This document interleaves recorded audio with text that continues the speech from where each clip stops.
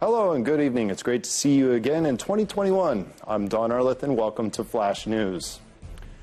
As planned, another supply of 300,000 doses of coronavirus vaccine has arrived in Poland. Subsequent deliveries have also been made to so-called nodal hospitals, where over 50,000 Polish medics have already been vaccinated. In the last week of January, seniors will begin to receive their first jabs. A plane with another batch of the COVID-19 vaccines from the Pfizer-BioNTech consortium has safely landed in the Warsaw-Okęcie airport in the early morning. Then the cargo was transported to the warehouse of Material Reserves Agency. One half of the doses will be stored as reserve, the other will be distributed to nodal hospitals. This system of distribution ensures security of supply in case of logistic problems on the manufacturer's side. This is in order to assure that every patient who received the first dose has a 100% guarantee of receiving the second. By Sunday, more than 50,000 people had received the first dose of the vaccine. Data on the number of vaccinated people are published in the daily reports of the Ministry of Health. The ministry encourages vaccination as there are still new coronavirus infections. Nearly 4,500 new infections have been reported and 42 deaths. Thanks to the decision to prepare 6 rather than 5 doses from one vial, which has been consulted with experts, the stock of the preparation will increase by almost 1/5. This is what other countries also do to vaccinate as many people as possible. In the UK, Prime Minister Boris Johnson has announced a lockdown in England. Schools will be closed beginning on Tuesday, and a ban on leaving home will be imposed, albeit with a few restrictions. If everyone plays their part by following the rules, then I hope we can steadily move out of lockdown, reopening schools after the February half-term and starting cautiously to move regions down the tiers.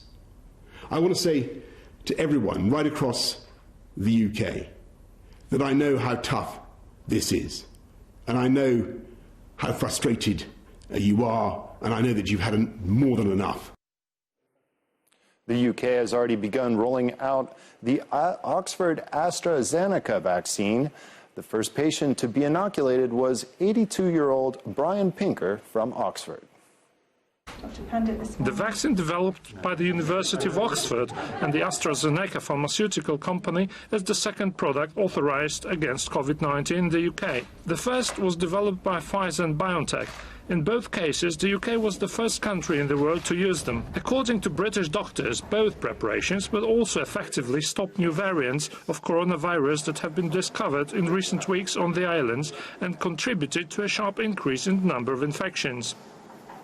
A court in London ruled that Julian Assange, the founder of WikiLeaks, will not be extradited to the United States. The Australian is wanted by U.S. authorities on a 16-count indictment.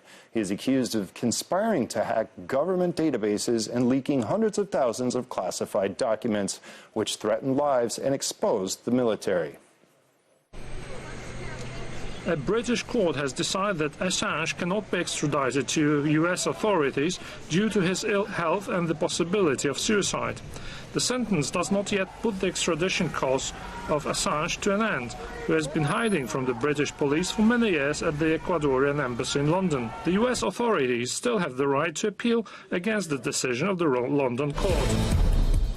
Another explosion in a Polish shop in the Netherlands. The explosion occurred in the middle of the night in a supermarket called Warsaw in the city of Tilburg in the south of the country. The explosion caused a small fire. Nobody was hurt in the incident and the fire was put out after an hour. The attacks on Polish shops have been carried out by Kurds in the Netherlands for a month now. Blizzards, frigid temperatures, and strong winds. A beast from the east is on its way to Europe. But first, it must make its way through the United States and Canada before it reaches our continent in mid-January. Winter has already taken hold in many European countries. However, this beast is expected to bring heavy snowfall and sub-zero temperatures in the double digits. A beast from the east. Blizzards, winds and temperatures of -4 to 1 degrees Celsius ravage Siberia. A very unpleasant winter weather front has now started moving towards the United States and Canada. In mid-January, it is expected to reach Europe. Some scientists talk about frosts that have not existed on our continent for 20 years and a possible drop in temperatures ranging from -30 degrees in Central Europe to -50 in Scandinavia. A warmer scenario assumes a few to a dozen or so degrees below zero, but this too makes one shiver. There is a talk of a so-called beast from the east. It's a cold air circulating around the pole. We saw that in 2018, in the second half of February, where temperatures, especially in eastern Poland, fell below -20 degrees. The French, Italians, Austrians and even Spaniards have already begun to struggle with snow, blizzards and frost. A 2-week winter break is underway in Poland. Due to the pandemic this year, all regions of the country have their break at the same time. One of the more frowned upon restrictions will be lifted starting on Tuesday. Now children will be able to go outside and play during the day without adult supervision. You can't dream of a better gift for the beginning of a holiday. Winter this year is cool because it rarely snows as much as it did today in Szczecin. I'm very happy and thank the winter for that snow because we have missed it for a very long time. There have never been similar winter holidays before, at the same time the whole country, but students may spend it only staying in Poland. In order to make the fun in the snow and or on the grass pitch more relaxed, the government announced lifting certain restrictions on the first day of the holiday. We wanted to allow the children to stay outdoors between 8 a.m. and 4 p.m. without the elderly looking after them. Daycare is also possible and many children use it. Here in Bydgoszcz, for example, the youngest cannot complain about boredom. You can learn various things here.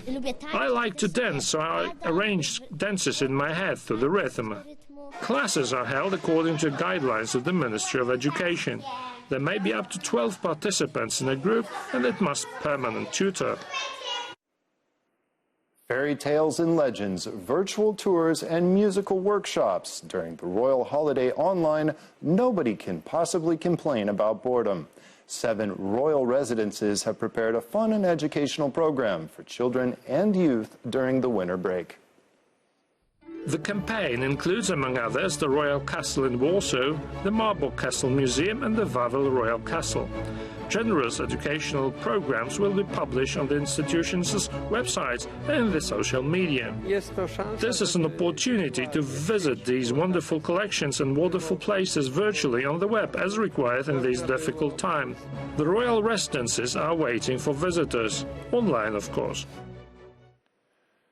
They have a great deal of experience in keeping a distance from reality. It dates all the way back to the 12th century. Cistercians from the Abbey of La Oliva in Navarre, Spain, offer advice on how to cope in difficult times during the lockdown. The Cistercian Abbey in Carcassonne in the north of Spain was founded in the mid-12th century. During almost 900 years of its existence, it has experienced many ups and downs, but has always stayed afloat. The monks who live there today, in the 21st century, have knowledge of the experiences of the brothers centuries ago and are happy to share it. They believe in the principle that even in the most difficult times, it is necessary to calm down and focus on the most important things.